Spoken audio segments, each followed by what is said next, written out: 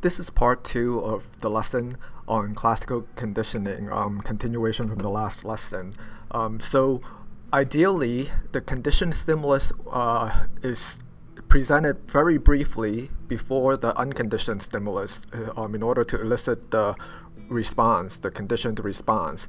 And according to Weiserman and Miller, 1997, the ideal time is 1/2 second if the conditioned stimulus is presented 1/2 second before the unconditioned stimulus. That's the ideal amount of time. Let's talk about higher order conditioning. It's another key concept in classical conditioning. From the previous lesson, we know that Pavlov conditioned the dog to salivate in response to a musical tone, and so the musical tone is now a conditioned stimulus. So now the musical tone alone, when it's presented, can elicit the conditioned response of the dog's salivating. Now we could condition another neutral stimulus, such as by the sound and sight of a ball being thrown. So the sound and sight of a ball being thrown is another neutral stimulus where a dog does not salivate in response to a ball being thrown. So we could condition this stimulus to become a conditioned stimulus so that the dog would salivate in response to a ball being thrown.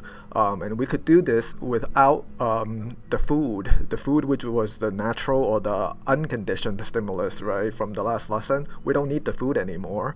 We could get the dog to salivate in response to the ball being thrown by pairing the ball with the tone. So if we pair the ball being thrown with the tone enough times, so whenever you play the tone, you have the ball being thrown and then the dog salivates.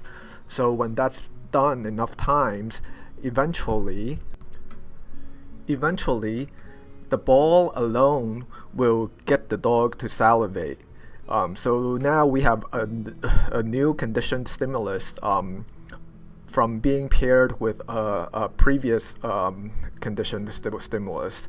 And so this is what we call higher order conditioning, when we create a conditioned stimulus not from an unconditioned stimulus but from another conditioned stimulus, which was the tone in this case, tone C.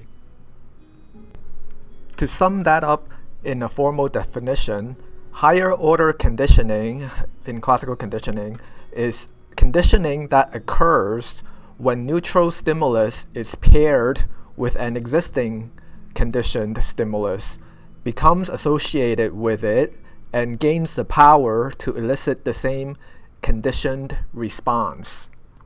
So higher order conditioning is when the neutral stimulus mentioned here would be the ball being thrown being paired with an existing conditioned stimulus, which was the tone, the musical tone C. That was the existing conditioned stimulus. So the ball becomes associated with it. So the ball becomes associated with the tone, and then gains the same power to elicit the same conditioned response, which is salivating. So now the ball alone being thrown can elicit the response of salivation from the dog.